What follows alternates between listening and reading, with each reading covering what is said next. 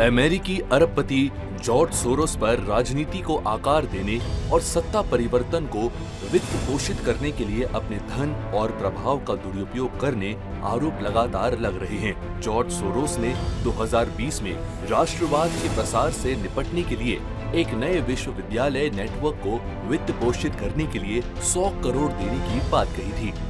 बिगड़ैल अरबपति George Soros प्रधानमंत्री नरेंद्र मोदी, चीनी राष्ट्रपति शी जिनपिंग और अमेरिका के पूर्व राष्ट्रपति डोनाल्ड ट्रंप के घोर आलोचक हैं। जॉर्ज सोरोस पर आरोपों की फहरिस्त लंबी है।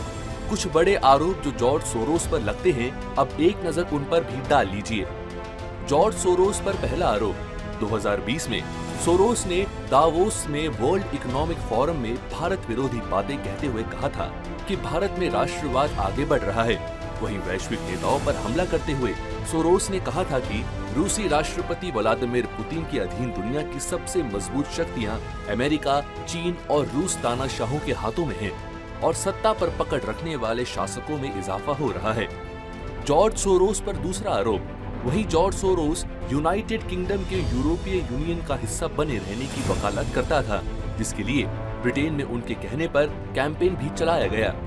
गार्डियन ने अपनी रिपोर्ट में दावा किया कि इस कैंपेन में 4 लाख पाउंड से ज्यादा खर्च किया गया है। जॉर्ज सोरोस पर तीसरा आरोप, साथ ही अमेरिका की डेमोक्रेटिक पार्टी को सबसे ज्यादा चंदा देने वाले लोगों में जॉर्ज सोरोस का नाम शामिल है।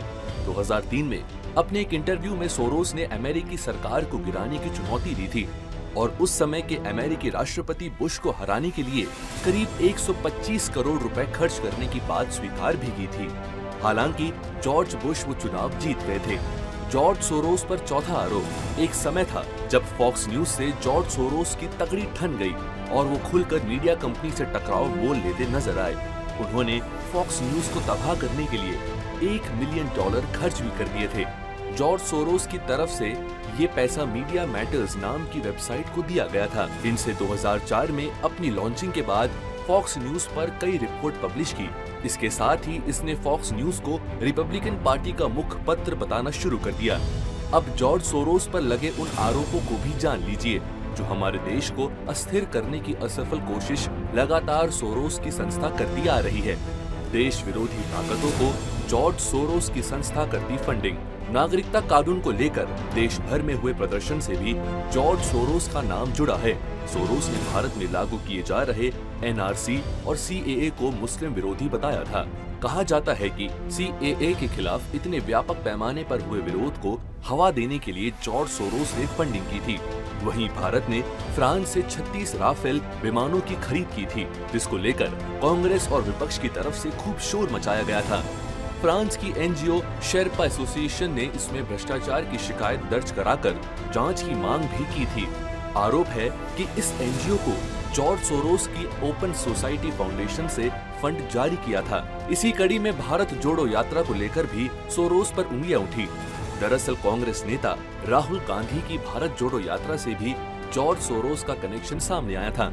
अक्टूबर 2022 को सलील शेट्टी नाम के व्यक्ति की तस्वीर राहुल के साथ भारत जोड़ो यात्रा में कदम से कदम मिलाकर चलते हुए सामने आई थी। सलील शेट्टी वही शख्स है जो जॉर्ज सोरोस की ओपन सोसाइटी फाउंडेशन का वैश्विक उपाध्यक्ष है। मोदी सरकार ने जब जम्मू कश्मीर से धारा 370 को खत्म करने का ऐतिहासिक ऐलान किया, तो उस वक्त भी बैगानी शादी में अब्दुल्ला दीवाना की तर्ज पर इस 92 साल के इस सन की बुजुर्ग ने एंट्री ली और इस फैसले का विरोध करते हुए कहा कि भारत हिंदू राष्ट्र बनने की दिशा में अपने कदम बढ़ा रहा है। इसी तरह किसान आंदोलन और भारत द्वारा कोरोना का वैक्सीन बनाने के बाद उसके खिलाफ वैश्विक मुहिम चलाने में भी सोरोस ने कोई कोर कसर नहीं छोड़ी। वैसे तो सोरोस की देश विरोधी कहानी बड़ी लंबी है, लेकिन एक बार जॉर्ज सोरोस जैसे उन तमाम भारत विरोधी लोगों को जान लेना चाहिए कि इस देश की मिट्टी में राष्ट्र प्रेम और राष्ट्र भक्ति है। चंद जय चंदों की गद्दारी और विदेशी ताकतें इसका कुछ नहीं बिगाड़ पाएंगी।